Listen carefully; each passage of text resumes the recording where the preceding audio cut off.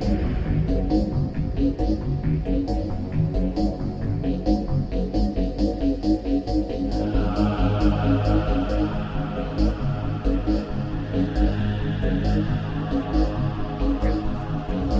so a little pre-roll there. So it's been a week. How's your quarantine? About the same as it was the last time we talked. So how many movies have you been catching up on? To tell you the truth, not a lot. Well, we're going to talk about some stuff, but unfortunately, not a lot because with the kids being home, there's not a place in the house I can go. But I did sign up for Shudder a couple of days ago, so okay. I plan to start using some time to really get some things done. Right. But no, I've caught up on a few, and there's some stuff we're going to talk about. I got kind of in the notes, but okay. All right, everybody, welcome to episode 151. This is Scarydad Lives Part 2. This is kind of the recap of the last 5 months that we've been on hiatus. And while we were gone, The Shining happened.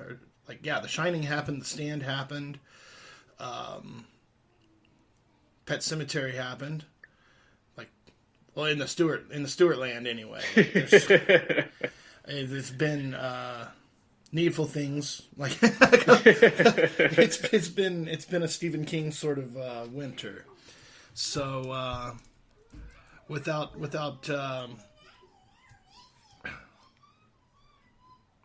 what that peak is. They're picking up my kids in the background. Minions. Yeah. So all right, let's see. First, the old business. Thank you, Mr. Gomez. All right, this date in 1953.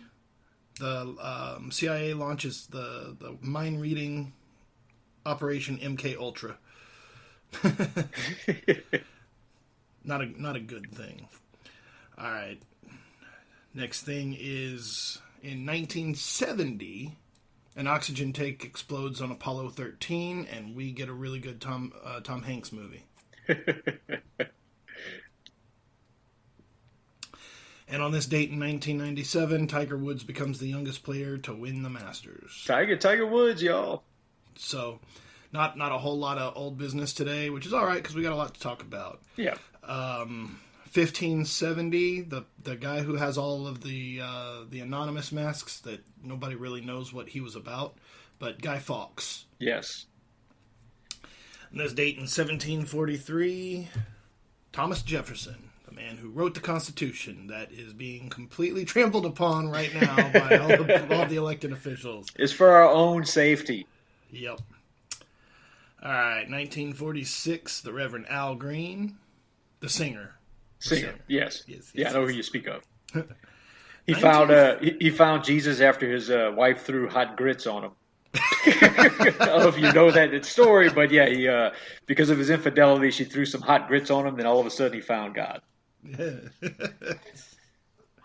Hot grits is like napalm. I don't know if you're familiar with that, but once it lands on you, it doesn't go away. It just burns, man. On this date in 1950, Hellboy, Mr. Ron Perlman. And on this date in 1970, remember Silver Spoons? Yes, very well. Ricky Schroeder, yeah. And notable deaths this date in 2018. This guy would have been having a field day with this quarantine thing. But did you ever listen to the AM radio, Art Bell? Oh yeah, I used to love Art Bell, man. I used to listen to him a lot. Art Bell passed away on this date in 2018. I don't think he was really sick or old. I think they wanted to get rid of him before this thing happened. You know what other, I started listening to AM radio right around 9/11, to be honest with you, just for news. I started exclusively listening to AM radio at that time. And I remember there was a guy who had a show, and you probably remember him, but I don't know if you listened to the early days of his show, but Phil Hendry. Remember Phil Hendry? Yeah. And he Phil used Hendry to would sit in on Art Bell. Yeah, but on the Phil Hendry show, you ever listen to his show that he had? Nuh-uh. What he would do is he he would play himself as the host, and then he would play a character that was so said calling into the show. And these characters would just be speaking about the most outlandish possible things. And regular listeners of Phil Hendry knew what he was doing, but every time he would do this, he'd get a new listener that didn't realize it was a fake person that he would just troll people, and they'd call in arguing with him just about this insane stuff that he'd be talking about. Phil Hendry was classic fucking radio, man. That's awesome. Yeah, dude, I used to listen to Art Bell, so I used to. My parents moved to out of town. It's about a 45-minute drive, and when in the 90s, so I was like 21, 22 years old. But whenever I'd run out there for the weekend or for holidays or whatever, Art Bell every night. So I'd go to work, go hang out with some friends, drink some beer, whatever. Be like, okay, head out to the folks' house and do some laundry, sleep on the couch. And Art Bell always had some really cool stuff to talk about. Aliens and government conspiracies. And yeah, this was good stuff. But yeah, not a whole lot of old business for today, so we're just going to leave it at that, and we'll be back with the new.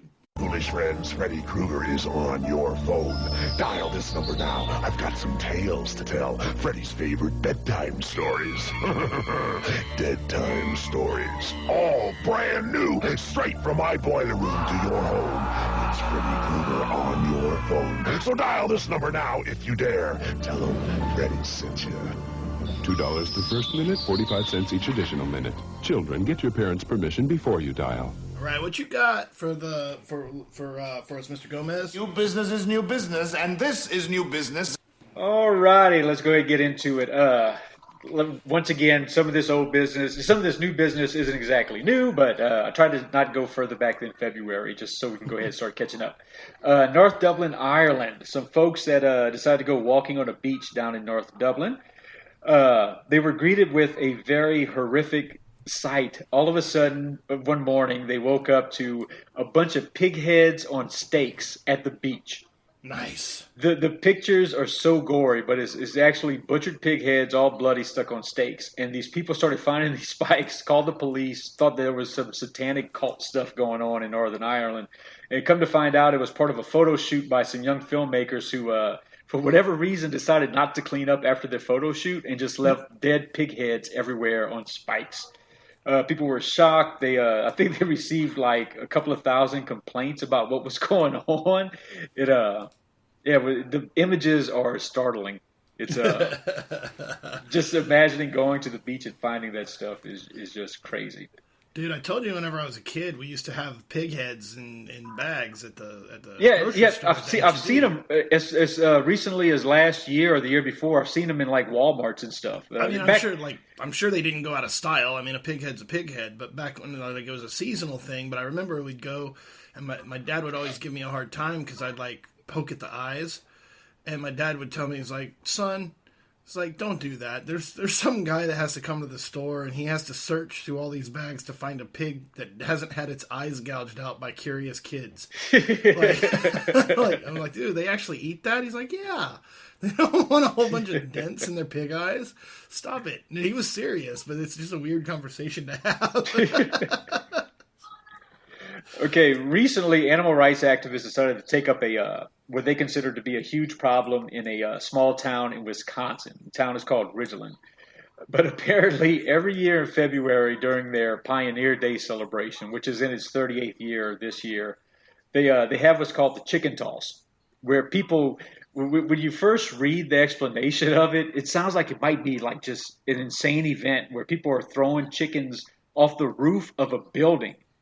And people down below catch it until you start looking at the pictures. Okay, now Ridgeland animal rights activists actually descended upon the town this year to try to put a stop to it. But basically, they're taking live chickens and throwing them off the roof of a garage. So 10 foot. Right.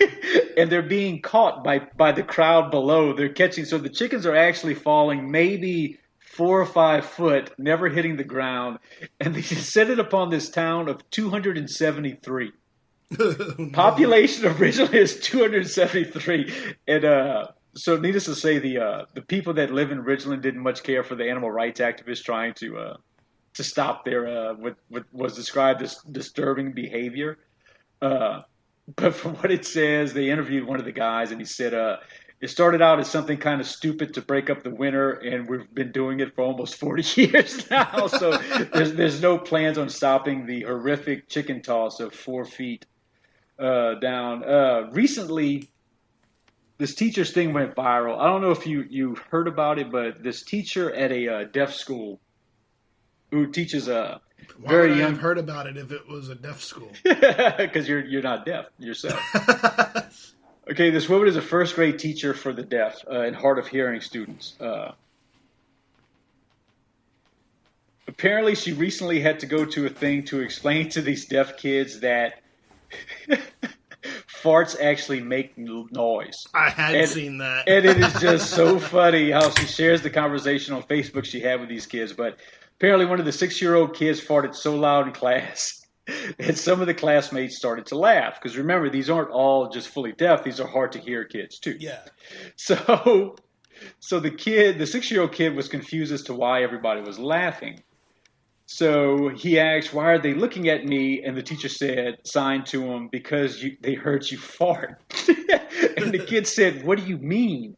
And she said, "Hearing people can hear farts." And that's when another kid said, "Wait, you can hear all farts?" And she said, "No, not all farts, but some of them, yes." And then a third kid chimed in, "How do you know which farts they can hear and which farts they can't?"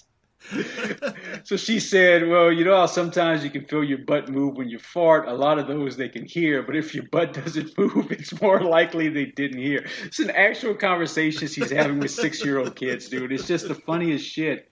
So the first kid says, "Tell them to stop listening to my farts. It's not nice." And it just goes on and on with her trying to explain to these deaf kids that, yeah, we can actually hear you when you fart. When you think about it, how else would they know that?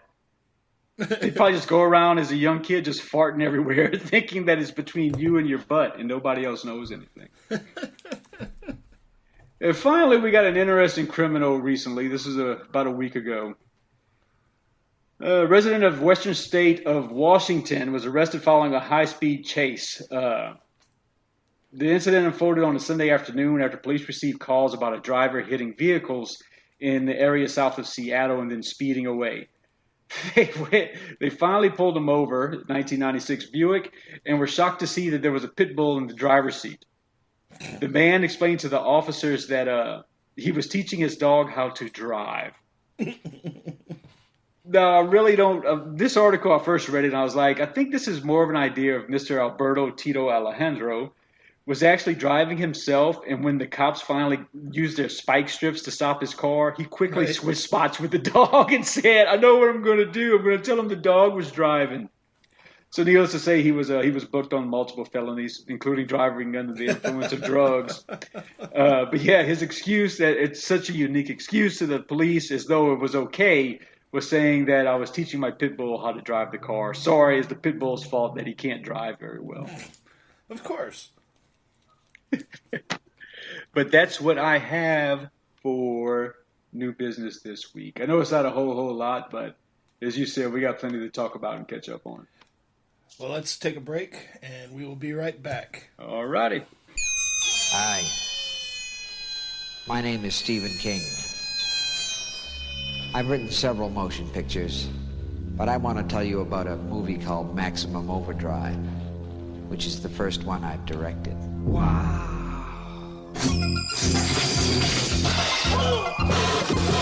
What in the dickens is going on around here? A lot of people have directed Stephen King novels and stories. And I finally decided if you want something done right, you ought to do it yourself. Who was driving it? I don't know. Curtis! It's coming after us! It was my first picture as a director, and you know something? I sort of enjoyed it. What is going on? I don't know! I just wanted someone to do Stephen King right. You want a war? You got one. just want to get the hell out of here. So come and spend some time with me and my friends at the Dixie Boy. Spend some time in the dark. Please don't let us be in the dark. Help me. I'm gonna scare the hell out of you.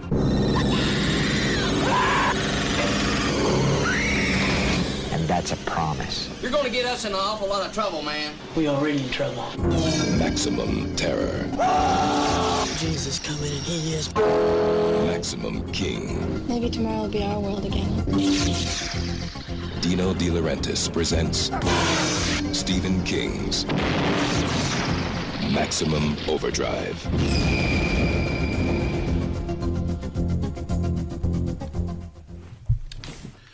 Okay, well, the people who are listening to this might not have as much of an appreciation, but I'm going to show you. Really quick, I'm going to stop just for 1 second because I forgot to do it last episode.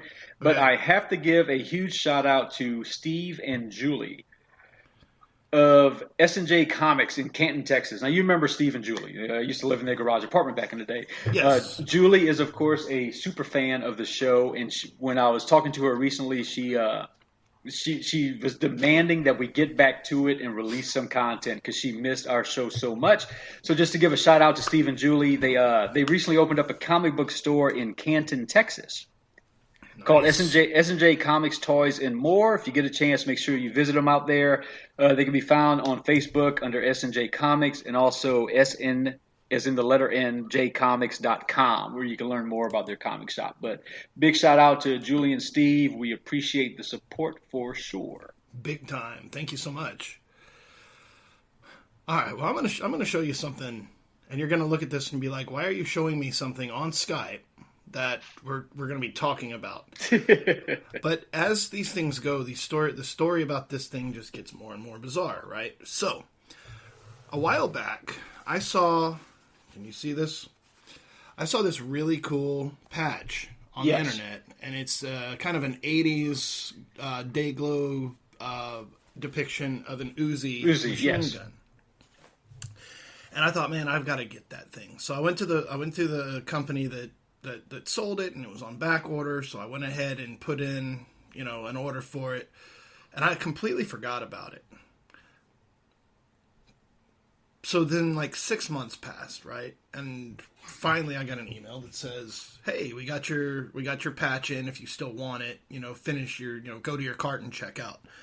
So I get the patch, and I receive it, but it's kind of one of those military morale patches where it's got Velcro on the back, right? Okay, yeah. So I'm like, okay, so what am I going to, put it on my backpack, put it on a shirt, put it on a jacket. I don't wear a jean jacket or anything. What am I going to do? So I'm like, all right, I'll just buy a black hat, just a straight up just baseball cap and have it sewn on there. So I go buy a black hat, get the patch, take it up to the I'm telling you, you're going this is a lot of detail, right? But I just want to make it clear that whenever sometimes you see something on the internet and you have an idea in your head, that sometimes things go terribly wrong. Right. So I go to the place across the freeway that does embroidery and sewing and stuff, and they're like, nope, we don't sew patches on hats. You have to go to a dry cleaner's that has a tailor or an alteration specialist. So I go down to the dry cleaner, and I'm like, hi, do you sew patches on hats? And she's like, yes, we sew patches on hats. It'll be $6, and you can pick it up tomorrow. Awesome. So I go the next day to pick up my hat, and they've sewn it on kind of diagonally and kind of offset to, right? And I was like, well, this isn't good. She's like, well, why isn't it good? I was like, because it's a rectangular patch that I want, kind of. So she's like, okay, well, I'm sorry. Well, I'll talk to her and have her do it again. No charge. So I pick it up the next day, and it's the exact same problem, just the other direction. So it's diagonally to the left instead of to the right. And so I get mad, and I'm like, look, okay, first of all, I'm not going to go remove the patch. So at the very least, you're going to remove the patch from the hat that you've sewn twice badly, right? And I point out, look, you can measure. There's a center point here, and then there's little holes, so you should be able to figure it out. She's like, oh, like, I'm sorry. So I go there the next day, and I see it sitting on the counter, and the patch is even. It's centered, top to bottom and left to right. It's on there. She's like, oh, did we do it right? And I shit you not, Scott. I absolutely, if I'm lying, I'm dying. I was like, it's perfectly straight. The motherfucker's upside down. I was like, it's upside, like, so anyway, I ended up not paying, but it was like 4 trips to the damn place after waiting a month for the thing to come in the mail. It was kind of like the Ralphie in Christmas Story, where he's finally it's a commercial. Like, dude, all I wanted was so now it's like I don't even like it that much anymore. It's taken away from it. It's just been too much of an effort. Yeah, I mean it's cool, but even then it's still a little bit off center. I might just have somebody. At least I didn't pay to have it done. Right. But all I wanted, and the sitting there being like, dude, I'm 44 years old, and I'm spending all this time trying to get my freaking Uzi hat put together, right? Like, the sorts of things that you spend your time on. Oh, man. So, we haven't talked since The Mandalorian came out. Did you get a chance to watch that? I have not watched any of it. I've been meaning to, but I keep getting sidetracked watching other things. You need to watch that. It's badass. So you asked me about movies. I haven't been able to watch a tremendous amount of stuff. When I was out on medical, we went and saw that movie Knives Out. Okay, yeah. It's all right. Wasn't great. Certainly not a horror movie. So I rewatched a couple while I was on my medical leave. Rewatched a couple old classics. Watched Poltergeist, not the remake. Watched Jaws. I managed to catch the final half of Jaws: The Revenge. Okay, remember that one? Yeah. That was. I was at a hotel and it was on TBS. So it was. Oh yeah, the reason I wasn't at a hotel. I was at an Airbnb in Estes Park, Colorado, because right before the world started coming to an end, the weekend before I was going to come back to work off my medical leave, I had an opportunity to go to Colorado. So we went to Estes Park, and I didn't stay in the Stanley Hotel, but I got to tour the Stanley Hotel where Stephen King stayed and got inspired to write The Shining. So got to see all those crazy mountain passes and the hotel and hear the stories and walk the grounds and, all that cool stuff. So that was fun. I've promised my daughter that we will be making a trip out there once all this kind of de-escalates and everything. She has some friends in Colorado she wants to visit, and I said, hey, how far are they from Estes Park? Yeah. She said they're not far at all, actually. They're only like 20 or 30 minutes away from Estes Park. So, yeah, and dude, it's beautiful up there. Yeah, all the pictures I've seen, it looks glorious, man. So it's actually like it's a valley, like at the top of the mountains, right? So if you imagine you go up the mountains and then you hit this little area where now you're going down the mountain into this little town, and it's storybook looking, right? It's right. Gorgeous. Absolutely just phenomenal. And it's like storybook. So, we had our little thing and we walk around the shops and there's, restaurants and bars and lots of candy. I mean, I was still on I wasn't so much on vocal rest as much as I was on vocal light duty, so I couldn't do a whole lot of talking, but we wandered around and we saw the sights, and the Stanley Hotel was gorgeous. The food was amazing. I got a cool bunch of pictures of a lot of stuff that is described in the book, and so that was really cool. Didn't get any pictures of any ghosts or anything, but it was still still a good time. I'm glad Cool. I went. Cool. Yeah, it's a bucket list item for sure. So I'm looking forward to going. That was it was on our bucket list discussion from one of our earlier episodes, Right, like our right. horror bucket list. It was on there for sure, and I didn't get it. I couldn't stay there, but I did get to see the tour, and honestly, because not to knock it, but I think the price on a room there is something like $300 a night. Yeah, it's not cheap. It's certainly not cheap, and we were there. I mean, all the stuff you want to see is kind of in the lobby and on the grounds anyway. All the guest rooms are pretty much just like hotel guest rooms. Right. You know, yeah, sure, you can sleep in the haunted hotel. Ooh, spooky, but for the price, you know, we got the tour. Yeah, just get the tour. Right, exactly. Got some souvenirs, but I also got to go to Mile High Comics in Denver. Okay. So when we were coming on our way back to the airport, we had some time to kill, and so you've seen ads for Mile High Comics since your old days of reading comics and seeing they're like they have the ads in the back, like, you know, Mile High Comics, you know. Right. That was a little bit different experience, because often you think of first of all, if it's going to be that big, but like, you know, you're familiar with Houston and like the Warehouse District. Yeah. Like over on the east side of downtown. That's where Mile High Comics is comparatively. Like, it's like we're like driving in towards Denver. It's like, oh, you want to go to Mile High Comics? You go off this direction and go into like all of this kind of industrial area and warehouse district spot, and it's a very unassuming looking warehouse with Spider-Man on the side. Right. But it was pretty cool. I got a T-shirt. Well, you hit it all at the right time, because everything is shut down now. You're not going anywhere right now. This was probably the last week of February, right? Okay. The coronavirus was on the news. We got back in, and within the first week of March, everything shut down. So, I mean, it was really, really close. Right. To everything. It was crazy.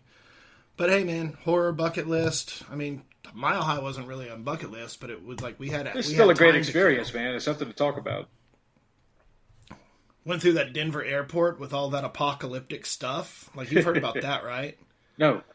So the best thing to, like, if you're curious, for the listeners, if you're curious about the Denver International Airport, if you want to Google it, there's a kind of a photo diary that was done by the Chive, like back in 2010, right? But the long story short is, Denver didn't need an airport. Denver already had an airport that was modern and everything, but they started to build an airport outside of Denver. And it went way over budget, and it took a whole big long time. And then whenever it started coming close to when they were going to build it, or to open it or whatever, then it was fraught with all kinds of problems. So like at the very front, like, you know how like when you're going to Intercontinental and you exit the freeway and it says you're now entering the airport, and you've still got like 5 or 6 miles before you're going to actually be at a terminal. Right. Right when you turn off the freeway into Denver International Airport, they've got this giant, like, flaming horse with glowing red eyes. And the artist who put it in was killed by it when they were installing it. Jesus. Like, it fell down and killed him. And then when you're walking around inside of Denver International, there's all this apocalyptic art that's like describing pandemics. Like, it's got all these people hiding in boxes while the pestilence is killing them all, and all the world leaders are like hiding, and all the people are dying and stuff. And it's very surreal. But yeah, I'll see if I can remember to put a link, because the Chive guys were like on a layover, so they walked around taking pictures of all this stuff and kind of photojournaling it, and it's really frightening. What was the inspiration to use that as a theme? It's just very odd. The conspiracy is because Denver is obviously a mile high in elevation, so they could technically dig as deep as they want to go and still be continental without being below sea level, so that you could put all of your all of your bunkers in there, and not be affected by nuclear, not be affected by floods or rising waters or anything else. Like Denver's a pretty good spot if you wanted to have like a Hitler bunker. And so the conspiracies go that they went out into this kind of remote suburb outside of Denver. They dug all these bunkers, and then whenever they needed an access point for all their international buddies coming to hide with them, make an international airport. Right. Everybody flies in, everybody gets on the elevators, everybody waits out the apocalypse. The crisis, right. And everybody dies. But yet, of course, with all good apocalypses, there's clues everywhere. Right? like this. So let me see if I can find that. I'll post a link if I can find it. But, yeah, it'd be cool to check out.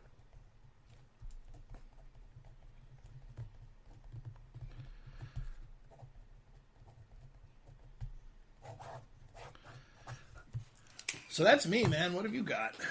I've caught up on several '80s movies. Been kind of watching some of the for the Houston Horror Film Festival, just catching up on some of the movies from some of the guests that I haven't seen in a while. So lots of '80s horror, Slumber Party Massacre, Sleepaway Camp, Maniac Cop 1 and 2. Still watching a few of that stuff. Of course, new seasons of Ozark and Happy, two of my favorite Netflix shows, dropped, about a week ago. So I caught up on some of the old episodes to prepare myself for the new seasons that dropped, which, if you haven't watched Ozark yet, the season 3 was just phenomenal, man. It was I dropped out at season 2, so okay. I gotta go back and catch up. Meg watches it. Season 3 was great. Happy season 2 was all right. It wasn't as good as the first season because I think what it is, sometimes when a show comes out and there's certain elements of a season that stand out, it's hard to replicate those same elements in the second season. So they, instead of trying to make the second season its own thing, they tried to replicate the first season, which kind of left it was kind of, I've seen this already. Why are you doing it again type feel. But it was still pretty good. Other than that, just working and everything else. Working from home during the day pretty much, except for going out and trying to find supplies at night out in the field and having to stay up till like midnight, 1 o'clock. So usually get home about 11, kick on Netflix or Amazon Prime and catch up on some old shows, man. I feel you, man. Like, that was the thing. It's like, okay, I'm going to get on Shudder. Excuse me. Like, Shudder's always had their deals, but then they've got their quarantine 30-day trial. And when we were doing started doing the What's Awesome, like we started talking about Reanimator. And I was like, man, I haven't watched that in forever. Let me see if I can find a version. And then Shudder had it on. If you go 30-day free trial, so I'm like, cool, they got Reanimator and Bride of Reanimator. That's whenever Stuart Gordon passed away, and we're like, oh, we got to talk about some Reanimator. So I watched Reanimator the other day. We talked about it on the show, just about how. Remember when we did our episode about Return of the Living Dead, and we're like, just like.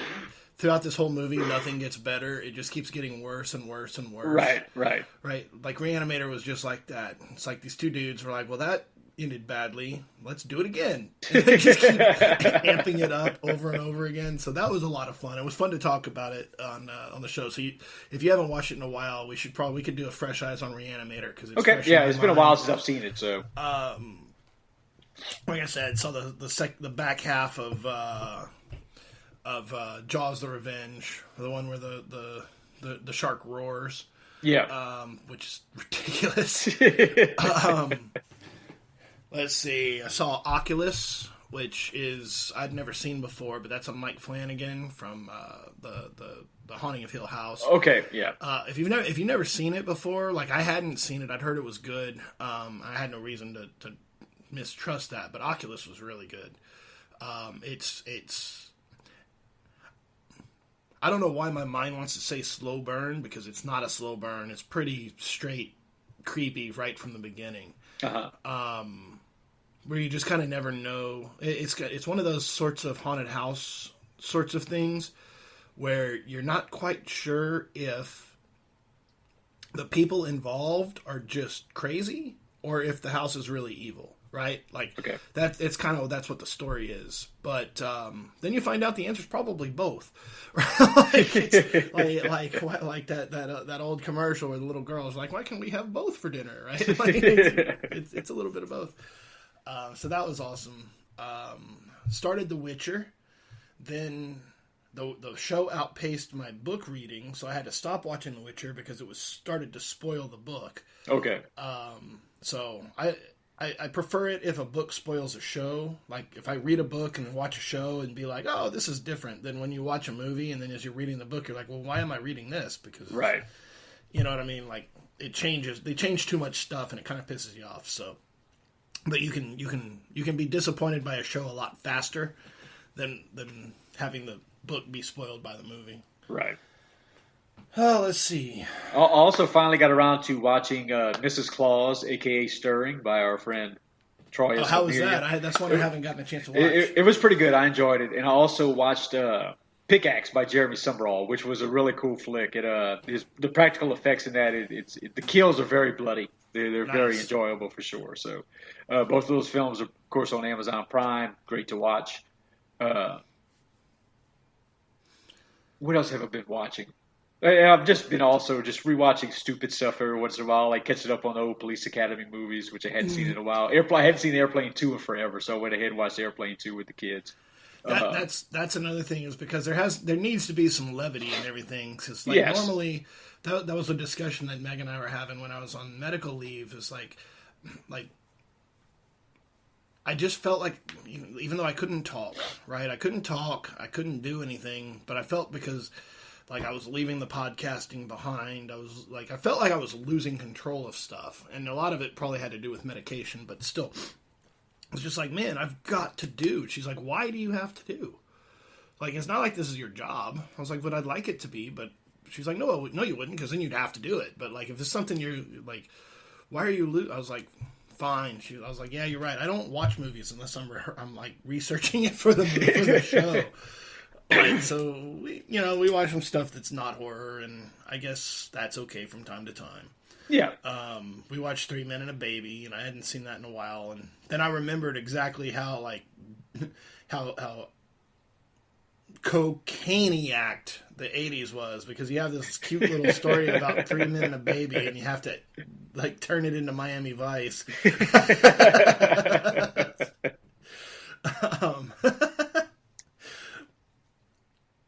But then watch The Mandalorian, and you need to watch The Mandalorian, and anybody who hasn't by now, I don't know if I'm not going to spoil anything for it, but here's how good The Mandalorian is, right? So, my little daughter Juliet, when she was 4 years old, comes up to me and says, hey, do you know about Darth Vader? Because Papa let me watch it, and I'm loving Darth Vader. And Autumn has always hated Darth Vader. She doesn't like Star Wars, she's not interested, and she gets pissed off when you talk about it. So when The Mandalorian started, they're like, hey, The Mandalorian's coming on. Juliet was all about it, and she and I were like, okay, let's do this. Well, the other two, who are not interested in Star Wars, were on the other side of the room doing a puzzle. And so episode 1 comes on, and by the end of episode 1, Autumn was kind of looking over her shoulder. Not interested, but just kind of paying a little attention to it. By episode 2, she was sitting still over on the other side of the room, sitting over there with her eyes covered, but looking through her fingers. And by episode 3, she was sitting there on the couch watching it. Cool, man. She still does not like Star Wars, dun dun dun, but Mandalorian she's got a Baby Yoda poster in her room. Like she's full on into it. So that's how good it is. Is he takes somebody who absolutely hated the franchise to start enjoying it, right? Yeah.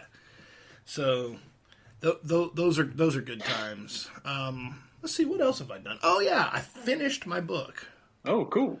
So I had a whole bunch of irons in the fire. So if you didn't know, I write scary stories. I've had a few published here and there in different anthologies, and I've been working on kind of this anthology for a long time. And being on medical leave, I actually finally had a chance to finish it. And by finish it, I mean I had a whole bunch of unrelated stories that were completely unrelated to one another, but I thought I could tie in by writing a central story that ran down the middle. The only problem was several of those stories were tied up in other anthologies that I've already published, so I was getting royalties off of them and they were in contract. Well, when I went and actually pulled all of the contracts to see how much longer I could have before I could take them back, they were all open. Like, the contracts had ended. So I was able to take, out of like 30 stories, I was able to take like 22 of them back. Okay. And then I had to write one. And went back, revised them, and they're with the editor right now. Okay. I've already got a cover. I've already got everything ready to go. As soon as they come back from the editor, then I'll have a book hopefully in the next couple of weeks, actually. So that was something else. Didn't you also have a story recently featured on No Sleep? I did. Okay. I had another one. So one of them, I don't know when the first one happened, like date-wise. Like, I guess we were still running then. But then I had another one like 3 weeks ago. Excuse me. Corona. Yeah. Yeah, right? We're not going to talk about that. I'm not going to joke, man. I'm going to keep my... They say, though, like, if you're worried, if you can take a deep breath and hold it for 10 seconds, then you're probably all right. Okay. Because the breathing issues are the primary... Right, so if you can take a deep breath and hold it. My thing is my throat's dry from talking so much. Yeah. So, I was just making a joke, man. No. This was the thing. When I got my surgery earlier in the year, I started noticing that my throat would get dry whenever I would talk too much. And they're like, yeah, there was physical changes, so there's going to be some things that are different. But then when the corona comes up, and it's like, was that a dry cough, or was that just me needing to clear my throat?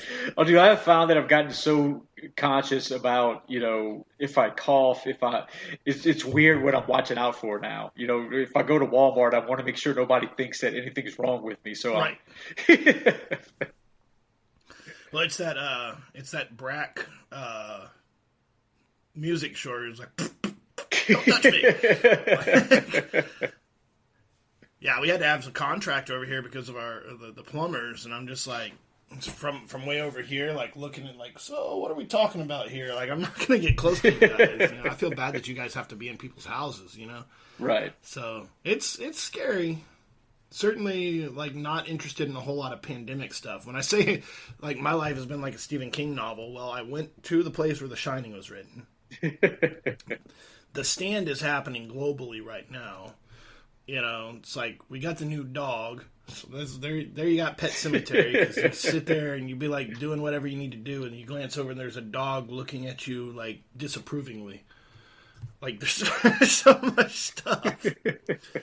But, oh, yeah. Here's something fun. What you got? Legal Switchblade. Nice, man. It's the grown-up kind. It's the Kershaw. Okay. Yeah, I don't know. Saw it on clearance and was like, you had to pick that up, huh? Had to pick it up. Like, these are the things you do whenever you're stuck at home for a month or longer. So now that we're back, man, what are we looking at for stuff that's going to be coming up with the podcast? We're going to be doing what kind of things? We're going to, some more fresh eye content. Some more. We're adding interviews to the show, which is going to be exciting.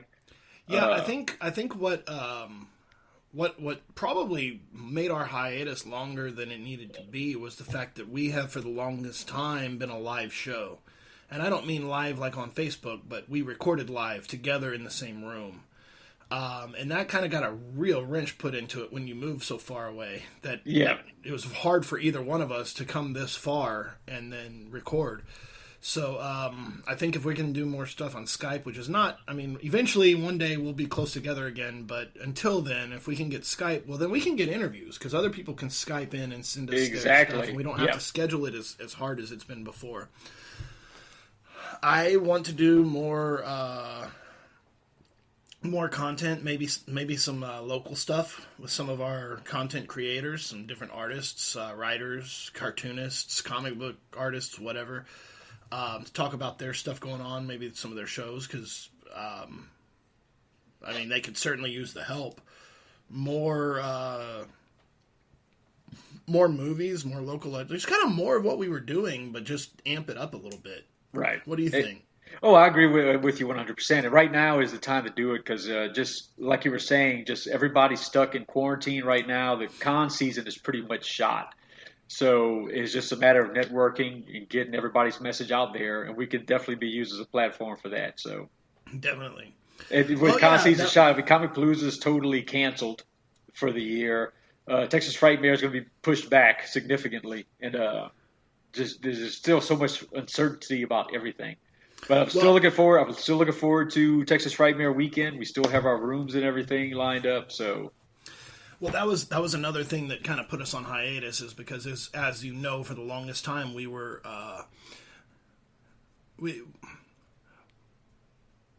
our base was not very strong. So when I set up the podcast through the website and then populated through iTunes and whatnot, I've probably talked about it before, but what happened was iTunes did not want to accept the RSS feed from the website.